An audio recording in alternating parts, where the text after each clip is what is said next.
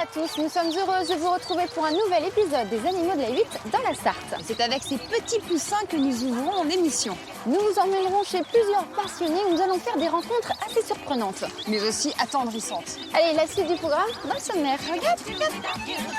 Vous découvrirez avec Elodie tout ce que vous avez voulu savoir sur la reproduction des poules sans jamais oser le demander. Même le développement du poussin dans l'œuf n'aura plus de secret pour vous. Oh, regardez. On voit son petit bec. Sandrine, de son côté, ira à la rencontre de Cédric, un véritable passionné de reptiles qui leur a même consacré un univers entier au sein même de sa maison. Tu vas le sortir là? Ouais, je le sors. Non mais fais attention quand même. Tu recules? Waouh. Alors attention, on va vivre quelque chose d'incroyable. Puis Elodie fera la connaissance des Doberman de Catherine avant de s'intéresser à des chiens pleins de vie, le berger australien et le Jack Russell.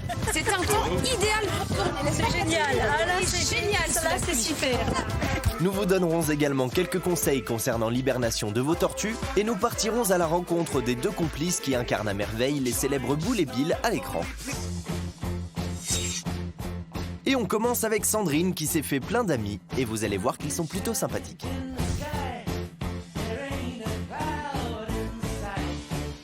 Regardez, je suis envahie de lémuriens. Cyril aussi, hein. Ouais. Donc là, le petit déjeuner, c'est vraiment Ouais, quelque chose qu'ils apprécient énormément. Ouais, hein. bah voilà. Ils ont faim, là. Ça permet en plus de garder bien contact avec les animaux. Oui. C'est bien. Donc. Tiens, et moi? Ah, il me tire les cheveux. Non, mais il me tire les cheveux. Mais. Non, mais. Oh là-haut. C'est des animaux très curieux. Ils Oui. viennent, hein, volontiers comme ça, là. Très curieux, très manipulateurs. On voit, ils utilisent leurs petites mains. Ils sont très agiles. Même si, effectivement, ils ont plutôt tendance à vivre au sol, mais ils sont capables, effectivement, de se déplacer dans les arbres sans problème, de faire des sauts d'environ 3 mètres de long. Ah oui, quand même. Ah oui. Ah oui. Ah bah oui, t'es sympa, toi. Oui, salut. Alors, ils ont des petites mains, hein. Ce sont des primates, hein, donc effectivement, ils utilisent leurs 4 membres comme des mains. Ils sont extrêmement doux aussi. Ils ont une fourrure très épaisse. Je partais avec, là. Ils ont une fourrure assez épaisse, hein. Oui, pourtant, c'est pas trop. Ils vivent pas dans des régions où il fait froid, mais ils ont effectivement un beau pelage. Alors, ici, avec nous, on n'a que des mâles, hein. Oui, on n'a que des mâles. D'une part, parce que ça fait partie des programmes d'élevage d'avoir des parcs zoologiques dans lesquels, eh bien, on n'a que des mâles. Et puis parce que, effectivement, pour avoir des grands groupes comme ça, qui fonctionnent assez bien, Oui. eh bien, il faut éviter d'avoir des femelles qui viendraient mettre un peu la pagaille parce qu'on aurait des grands conflits. Ah, Ok. on aurait des conflits entre les mâles pour pouvoir justement avoir les faveurs de la femelle. Il faut savoir que la femelle, c'est la dominante, hein. Chez les Makikata, effectivement, la hiérarchie est matriarcale, c'est-à-dire qu'effectivement, ce sont les femelles qui assurent à la fois la cohésion du groupe et puis qui sont les guides de la troupe lorsqu'elle part à la recherche de nourriture. Alors, on peut apercevoir ici qu'ils ont des glandes. Oui. Donc ça, c'est pour marquer leur territoire. Voilà, et puis aussi, ce sont des glandes qui leur permettent de se marquer en tant qu'individu. Donc, ce sont des glandes de marquage qu'on retrouve aussi au niveau de l'avant-bras et au niveau des aisselles. C'est-à-dire qu'ils ont chacun leur marquage. Voilà, ils ont chacun leur propre odeur. Et donc, c'est grâce à ces glandes qu'ils vont ensuite se frotter contre les agrès, par exemple, ou bien se frotter eux-mêmes, se toiletter, pour s'enduire de ces odeurs. Non, mais arrête. Non, mais c'est pas possible. Mais qu'est-ce que ça veut dire, ça? Un peu de discipline, ici. Non, mais Tout va bien pour Sandrine, le groupe de primates l'a adopté. Mais en sera-t-il de même pour Elodie à Coulon-sur-Gé avec les gallinacés?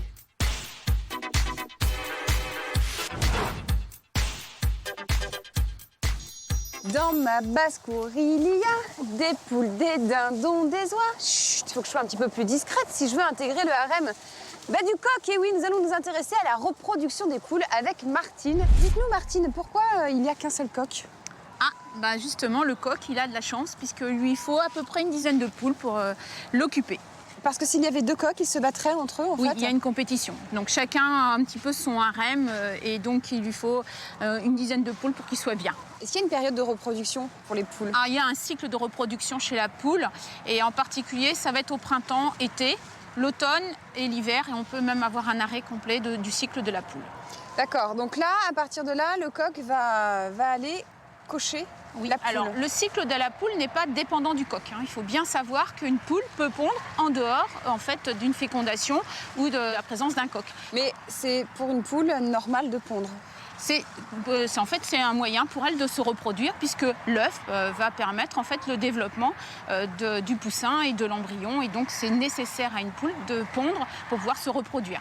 D'accord. En fait, au niveau de la reproduction chez les oiseaux, ça se fait par cloaque contre cloaque. D'accord, donc c'est en dessous de la queue en fait. Voilà, Enfin, en des plumes. fait, c'est à l'arrière de l'oiseau.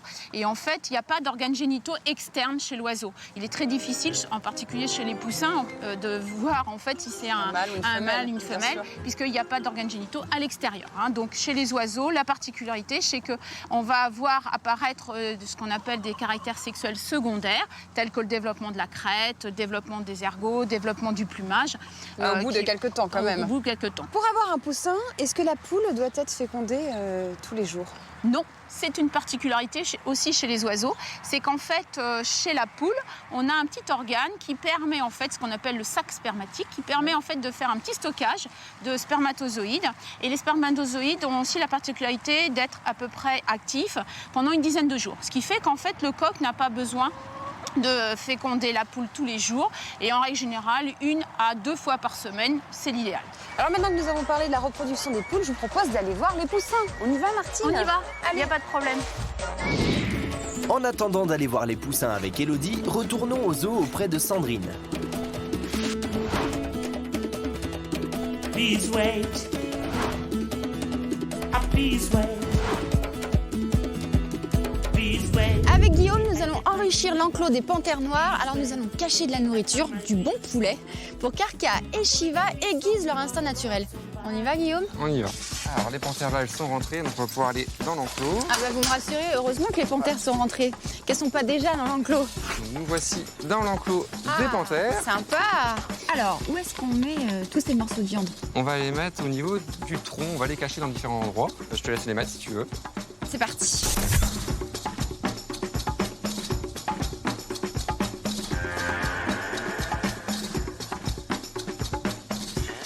Alors pourquoi c'est important d'enrichir l'enclos des panthères? Pour que les animaux s'ennuient. Dans la nature, il faut savoir qu'ils vont devoir chasser leurs proies, ils vont devoir les poursuivre, ils vont devoir pister les pistes, les odeurs. Alors à quel moment on va les faire sortir, nos panthères? Alors déjà, avant de les sortir, nous, on va devoir tous sortir. Oui, parce qu'on ne va pas rester avec eux, c'est comme ça, des animaux c'est sûr. dangereux. Bon, alors, allez, on sort.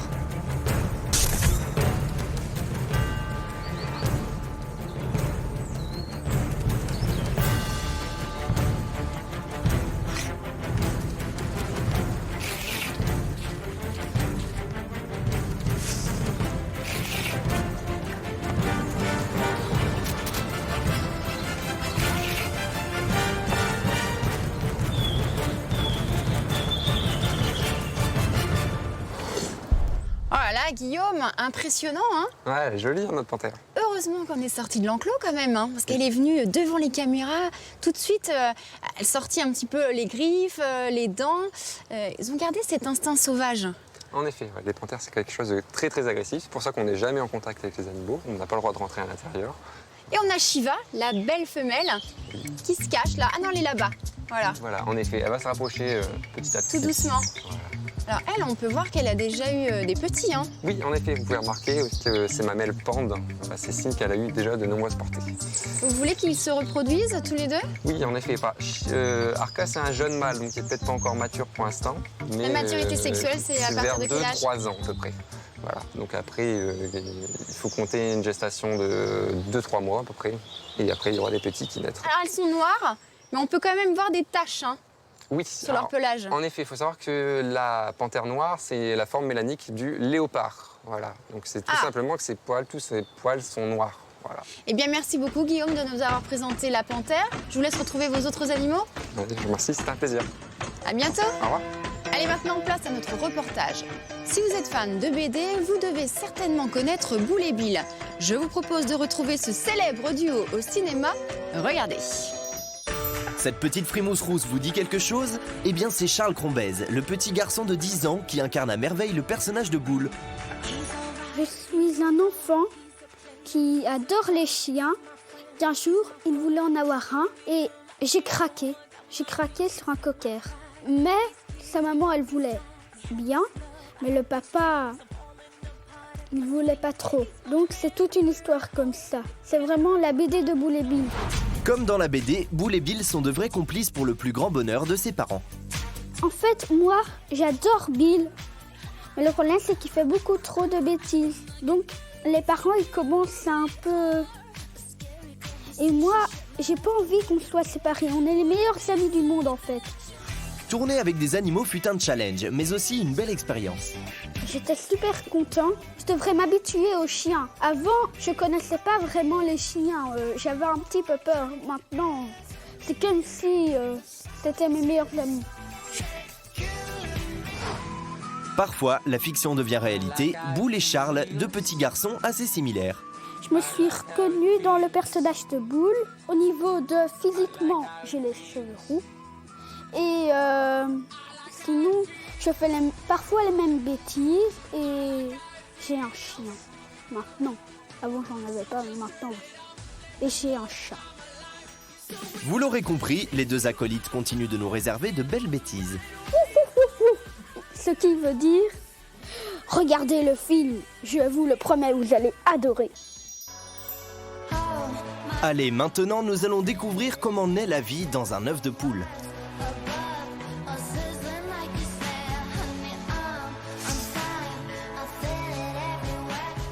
Savez-vous comment les poussins se développent dans l'œuf? Eh bien, Martine va nous donner la réponse. Martine, on va le remettre parce qu'il fait beaucoup de bruit déjà. Oui, hein. oui, on va pas vous entendre sinon. Et puis il va attraper froid. Il va attraper froid parce qu'ils ont besoin de chaleur. Voilà, tout à fait. Là, avec les petits Donc on copains. va la mettre dans la couveuse. Voilà. Ah, je vous entends mieux là déjà. Oui, c'est mieux. Ça crie fort, hein. Alors, une fois que l'œuf est fécondé, comment l'embryon se développe-t-il? Pour qu'il y ait un développement embryonnaire, il faut qu'il y ait en fait couvaison. Ou, comme on voit ici, une couveuse en fait qui va remplacer la mère pour ramener une température suffisante. Pour que l'embryon se développe, il faut de la température. Ça, c'est le premier Ça, c'est élément. important. Oui, c'est important, puisque en fait, Quelle température à peu près? on va en fait reproduire la température corporelle de la mère, hein, qui est autour de 37-38 degrés. Donc ça, c'est important pour un développement embryonnaire. Sinon, l'embryon reste en fait en dormance, on va dire, et ne se développera pas. Alors, combien de temps pour le développement de l'embryon? Alors, on compte 21 jours. On va passer en fait de quelques cellules hein, au départ, après la fécondation. Ça va se multiplier. Dès le 3e jour en fait, du stade embryonnaire, on a mise en place déjà du cœur. Le 7e, 8e jour, on va pouvoir déjà avoir pratiquement la forme d'un embryon de poulet. Et ce qui est assez caractéristique, c'est qu'on voit apparaître très rapidement l'œil. Dès 14 jours, eh ben, en fait, toutes les plumes sont mises en place. Et puis, la journée avant d'éclore, il va réincorporer à partir de son ombilic le jaune d'œuf qui est restant. Ah oui, le jaune d'œuf est une nourriture où il y a tout ce qu'il faut pour lui, pour son développement. En fait, c'est un des ingrédients qu'on peut trouver même comme nutriment, où il y a tous les éléments de la vie. Comment ils font pour sortir de cet œuf qui est dur? Oui, en fait, c'est difficile de casser une coquille, surtout quand on est tout petit comme ça. Oui. Et bien, en fait, la nature a fait bien les choses, puisqu'on peut observer, et je vais essayer de vous montrer, parce que ça, c'est vraiment quelque chose qu'on voit juste la première journée. Ils vont les perdre très rapidement. Ce qu'on appelle un petit diamant. Alors, je ne sais pas si on le voit. On le voit tout au bout du nez, oui. En fait, c'est une toute petite pointe, très dure, qui va perdre des deux mains et qui lui permet en fait de découper sa coquille. Et regardez, là, on le voit en train de tapoter et il va découper tout autour. Oh, c'est génial. Oh, regardez. On voit son petit bec. On voit son petit bec et en fait, il va le faire tout le tour et découper sa coquille. La nature est bien faite. Tout à fait. On n'a pas encore fait mieux. Donc, on ne fait que de reproduire ce qui se fait dans la nature. Merci beaucoup, Martine, pour toutes ces explications. C'était très intéressant. Eh bien, merci à vous. À bientôt. C'est à présent à Torcé-en-Vallée que nous retrouvons Sandrine chez Cédric, un passionné de reptiles. There's no stopping us right now. I feel so close to you right now. On peut dire une passion débordante puisque Cédric a agrandi sa maison pour accueillir des lézards et des alligators. D'ailleurs, on va tout de suite le retrouver avec l'un d'entre eux. Allez, c'est parti. Ah, Cédric, Ah, Sandrine. je vois que t'es en bonne compagnie là. Oui, bah tu tombes bien, tu vas me donner un coup de main. D'accord. Parce que je voudrais savoir si c'est un mâle ou une femelle. Ok. Tu vas le prendre? Oui. Ouais. Comment il faut Alors, faire? tu l'attrapes derrière mes mains. Tu le reprends comme moi, je le prends. Voilà, tu le bloques. Tu le tiens bien, tu Tiens le sais. fort ou pas? Pas trop, tu le maintiens. C'est Ouais, bon? ouais, ouais. Voilà. Nickel. Tu l'attrapes à la base de la queue. Comme ça. Voilà. Attention, génial. on peut donner des petits coups de tête. Et voilà, j'ai attrapé un caïman. Donc là, on peut pas savoir si c'est un mâle ou une femelle. Extérieurement, comme ça, on peut pas voir. Donc, il faut regarder au niveau du cloaque. Ouais, Donc, partie génitale. Voilà. On y va? ouais, on y va. Et c'est un mâle. Voilà, c'est un petit mâle. Il Voilà. souffle un peu là, hein, Il est pas content. parce qu'on voit qu'il a déjà des Des bonnes petites dents, là. ouais. Ils ont entre 75 et 80 dents. Ah oui, d'accord. Et il me regarde hein, du coin de l'œil. Hein. Voilà. Ah là là! Pourquoi t'as choisi d'avoir ces animaux chez toi? Ah, bonne question, je sais pas moi-même. Non, mais c'est quand même étrange! Ça m'attire, c'est comme ça, je sais pas. Voilà, ça c'est un dinosaure, quoi, donc c'est... En fait, quand t'étais petit, t'adorais les dinosaures. C'est un peu ça, ouais. Tu veux plus gros? J'en ai déjà, mais j'aimerais encore beaucoup plus gros. Ah, tu as plus gros? Parce que j'ai pas tout vu alors du coup. Non, bon, on va continuer. Ok. Allez, on va le Attention à la tête. on va le remettre à l'eau, parce qu'il est un peu stressé. Allez. Ah oui, d'accord. Ah oui. Alors par rapport aux caïmans nains de Cuvier, ceux-ci, ils sont quand même beaucoup Un peu plus gros. Ouais. Donc les caïmans à lunettes, ils font une taille moyenne de 2 mètres, 2 mètres 50 maxi dans la nature. Ouais. En captivité, 1 mètre 50, 1 mètre 70, c'est pas mal.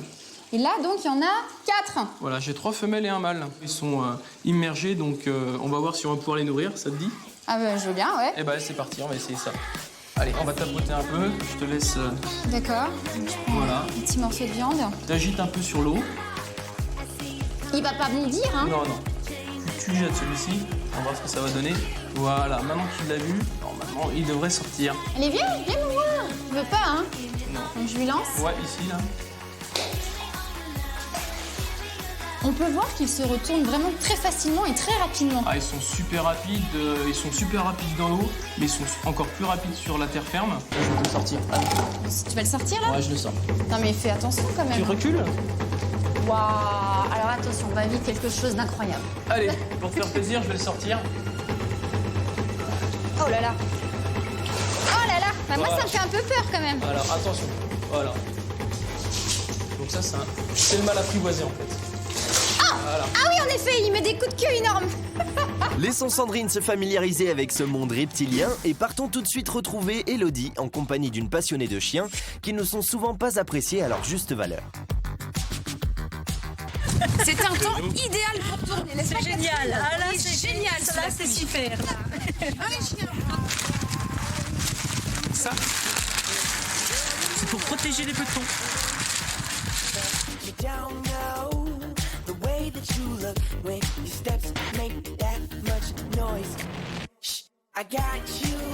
Ils impressionnent par leur gabarit et leur mauvaise réputation, mais vous allez voir qu'ils sont bien loin du caractère difficile qu'on veut leur prêter. Il n'est pas mignon ce Doberman, hein? Bon, faut s'en méfier quand même, hein, Catherine? Il faut s'en méfier, c'est pas un chien, c'est pas le chien de Monsieur Tout-le-Monde. C'est un chien qui a beaucoup de caractère, beaucoup de tempérament, beaucoup d'influx nerveux. Oui. Et c'est un chien qui est très dominant avec ses congénères. Donc, toujours très bonne éducation à leur donner. À partir de là, on a un chien exceptionnel, chien de garde naturel, chien de famille, contrairement à ce qu'on peut penser. Alors comme je disais, il a un gabarit assez impressionnant. Il nous fait un petit peu peur, le Doberman. Il fait peur par sa couleur déjà, noir et feu. Oui. Par son gabarit, effectivement, c'est un grand chien, puissant, élégant, très vif. Et anciennement, on coupait les oreilles et la queue. Effectivement. Donc ça accentuait aussi cet aspect impressionnant qui, de toute façon, était là. C'est un chien dissuasif à l'origine. Alors le Doberman a été créé par Monsieur Doberman il y a quelques années. En 1870. De ça, donc ça remonte. Donc il y a du Braque, il y a du Rottweiler. Alors, il y a l'ancêtre du Rottweiler, parce que c'est une race allemande. Il y a du Braque, effectivement, puisque le Braque de Weimar, c'est aussi une race allemande. En fait, Monsieur Doberman, il avait deux casquettes. Il était collecteur d'impôts, donc il était très mal aimé. Et il avait la fourrière aussi de sa ville. Et donc, il ramassait les chiens. Et il les mettait tous ensemble, ça se reproduisait un petit peu n'importe comment. Et il s'est créé une race pour le défendre quand il faisait son autre métier, qui était donc collecteur d'impôts. Donc ce chien ne fait pas partie des chiens dits dangereux, hein. Non, il est en catégorie normale, on va dire, hors catégorie. Bon, à côté de ça, vous avez aussi des bergers australiens et des Jack Russell. Oui. Ça n'a rien à voir avec Non, le mais caractère. non, c'est vrai, mais par contre, c'est des chiens qui ont autant d'influx. Alors Catherine, si nous allions voir ces bergers australiens, c'est Jack Roussel. Eh ben, on va les lâcher. C'est parti, mais juste avant, je vous propose de découvrir notre reportage. Pendant cette période hivernale, savez-vous comment préparer l'hibernation de vos petites tortues? Eh bien, Karim, notre spécialiste, nous explique. Regarde. Si en hiver nous pouvons être moins actifs, nos amis les tortues aussi peuvent l'être. Mais elles, c'est en hibernant. L'hibernation est une réponse que la nature a trouvée pour pouvoir permettre à ces tortues du bassin méditerranéen de passer l'hiver. L'animal va rentrer dans une période de repos où son métabolisme va fonctionner au ralenti à l'extrême. L'hibernation de votre tortue doit se faire dans des conditions optimales. On va la placer dans un endroit avec une température stable. Cette température peut osciller entre 2 et 12 degrés. On placera l'animal dans une caisse que l'on va recouvrir de feuilles, de végétaux, de façon à conserver l'animal avec une température assez stable. Même si votre tortue dort, pour autant, elle n'en oubliera pas de boire. Durant l'hibernation, il faut faire attention à ce que l'animal reste dans un substrat relativement humide, jamais détrempé. Et donc on peut rajouter un tout petit peu d'eau au fond du bac 1 à 2 fois durant l'hibernation et s'assurer en fait que ces feuilles de forêt ne sont jamais craquantes. Attention, toutes ces demoiselles n'hibernent pas. Toutes les espèces de tortues n'hibernent pas. Seules les tortues originaires du nord du bassin méditerranéen, la tortue d'Hermann, la tortue grecque Ibera, la tortue marginata, vont hiberner. Chez certaines espèces, l'hibernation est un phénomène naturel qui va notamment permettre d'activer l'horloge biologique des femelles et favorise également une espérance de vie plus importante. Prendre un peu de repos, ça a du bon. Nous restons avec les reptiles, mais cette fois-ci, place aux lézards.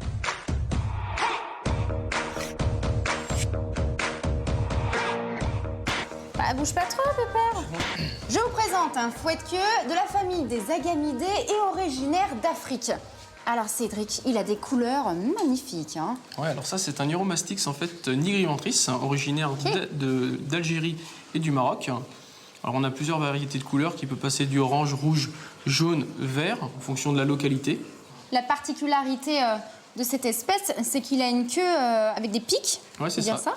Voilà, alors le nom du fouet de queue, c'est parce qu'en fait quand il va dans son terrier, il se met à l'entrée de son terrier, il positionne sa queue en rempart. D'accord. Voilà, et dès qu'il y a un prédateur qui vient, il peut fouetter, se défendre. Ah oui, d'accord. Donc il met comme ça à l'entrée, il bouche finalement le terrier. Et dès qu'il y a un prédateur, tac, il met un coup de queue. C'est exactement ça. Ah, pas mal. Ça, c'est un bon moyen de défense. Voilà. C'est le seul qu'il a d'ailleurs. Il a l'air très sympa d'ailleurs. Hein. Je peux t'en montrer un autre si tu veux, encore beaucoup plus rare. Ah bah salut toi. Bah alors parmi les lézards, on a un chien ici. Oh là là. Un gros bulldog. Regardez comme il est mignon. Comment il s'appelle? Utaka. Utaka. Salut Utaka. Il dit rien aux lézards, Utaka? Non, il est super sympa. Celui-ci, c'est un Uromastix princesse. Ça vient de Somalie. Alors ça, je crois qu'on est 2, voire peut-être 3 en France en avoir. C'est très très rare. Il y en a des espèces ici, hein, parce qu'il y en a encore là-bas. Et ben on y va. Alors nous voici à nouveau avec des fouets de queue. Oui, alors ça c'est des Uromastix Géry. On peut trouver 2 couleurs, donc rouge orangé, comme celui-ci, ou jaune. Je n'ai pas les jaunes. Voilà. Là, on peut comparer justement un mâle et une femelle. Voilà. Ah, d'accord, la femelle elle est de cette couleur-là. Voilà, elles sont beaucoup plus ternes que les mâles. Comment ils vivent, ces lézards? Alors, ils vivent dans des milieux assez arides. Donc, c'est vrai qu'en Afrique, ils vivent dans des terriers qui peuvent aller jusqu'à 1,20 m, 1,30 m de profondeur. Ah oui. Alors, regardez, une petite surprise. On passe là à la taille supérieure. Waouh! C'est un iguane vert, iguana. C'est un vieux pépère qui a bientôt 18 ans. Tu veux peut-être le prendre? Bah, j'ose pas trop. Allez, vas-y, tu mets la main juste en dessous. N'aie pas peur. Comme ça? Voilà, et tu maintiens comme ça. Voilà. Parce qu'il a des... Et je te laisse. Au revoir. Non, Cédric. Bon, bah voilà. Me voici accompagnée d'un super iguane. Hein? Bon, bah Elodie, je t'ai remplacée par un iguane. Voilà.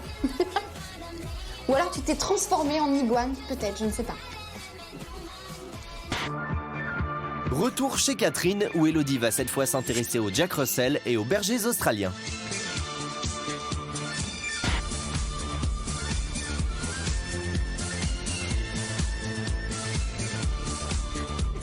Bah alors Baptiste, t'arrives pas à courir aussi vite que le chien, je comprends pas. Bah mince alors, ça va vite un berger australien, hein. Voilà des chiens qui débordent d'énergie et qui raffolent des activités en plein air, même sous la pluie. N'est-ce pas, Catherine? C'est vrai que le berger australien et le Jack Russell sont des chiens très dynamiques. On peut le voir, hein, par rapport aux Doberman, ils courent partout, ils sont foufous. On peut même pas les attraper. Bon, là, ils ont pris un peu de confiance parce qu'on les filme. Voilà. Mais c'est pas évident de gagner leur confiance. Hein. C'est des chiens... berger australien, c'est un chien très méfiant avec les étrangers. Il est destiné à garder le troupeau, pas à suivre les gens qui se promènent dans la nature. Eh oui. Donc, il reste à distance des étrangers qu'il ne connaît pas. Alors, plus on leur court après, plus ils partent. Hein. C'est un petit peu ça, ce qui fait que maître et chien font de l'activité. Le berger australien est un chien qui adore faire des activités, qui adore être dehors, donc il ne se plairait pas du tout en appartement. Non, en appartement, c'est quand même déconseillé. Ou alors, il faudrait vraiment avoir une activité à l'extérieur, l'emmener pour qu'il puisse se dépenser, courir et se sociabiliser. Vous avez aussi des Jack Russell, donc à poil dur et à poil lisse. Oui, tout à fait. Deux variétés, le poil dur beaucoup moins connu par les particuliers et qui est pourtant la base de la race. Et alors, ils ont quel caractère? Parce que souvent, on dit du Jack Russell mi-ange, mi-démon. Un petit peu, surtout que la race étant à la mode, un petit peu n'importe qui a fait n'importe quoi, donc il y a beaucoup de problèmes en caractère actuellement. Mais sinon, c'est un chien qui est adorable, mais c'est un chien de chasse. Ah oui, terrier. C'est un terrier. C'est un terrier, c'est un chien qui a besoin d'activité. Dans la race, on veut garder absolument, dans le standard, la faculté de chasser, contrairement au fox terrier, qui est donc un petit peu la base de la race. Oui, il y a un petit peu de croisement. C'est beaucoup plus maintenant, surtout dans le poil dur, la beauté. La beauté et un chien de compagnie par excellence. Et un chien de compagnie. C'est ce qu'on pense d'ailleurs. On se dit, tiens, je vais prendre un petit chien. Le petit Jack Russell, il est bien, il est petit.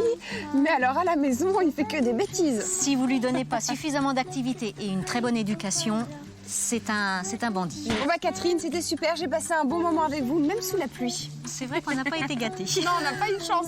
Tout le monde est trempé là. Hein. Oui, il faudrait qu'on aille s'abriter. Alors, ça va faire du bien. discrètement, comme ça. Bien protégé. Justement, je disais au revoir. J'allais te Parce qu'il fait froid, il pleut. C'est une catastrophe aujourd'hui. Hein. C'est un très mauvais idée. Et ben voilà. En tous les cas, c'était sympa. Vous êtes bien T'as vu, entourés. ils sont trop mignons, les Oui. petits bergers australiens. Salut les petits chiens. Jack. Bon, ils courent partout avec la pluie, mais bon. Eh bien voilà, bah, merci Catherine. Hein. Eh bien, merci à toutes les deux. J'ai ma complice. Voilà, eh ben, je vous souhaite une bonne fin de journée. Merci. Au revoir. Allez, venez. Et bien voilà, notre émission s'achève. Nous espérons que vous avez passé un agréable moment en notre compagnie. Si vous le souhaitez, vous pouvez voir ou revoir les émissions sur le site internet de la chaîne d8.tv. Allez, on vous dit à très bientôt Pour de nouvelles aventures sur les animaux de la 8. Bye bye. On va à l'abri là. Oui. Moi je suis trempée. Allez, la voiture, dans là. Bisous, mon parapluie. J'ai un peu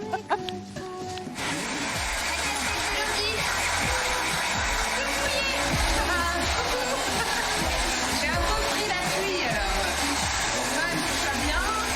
Je me tâche les cheveux.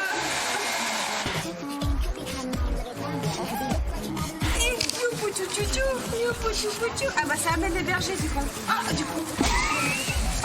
Ah ils sont trop mignons. Oh non les bébés. Doucement, arrête de sauter. Présente un soccer. Tu fais que de bouger. Alors, on est en plein relooking. J'ai de la chance pour une fois sur les berges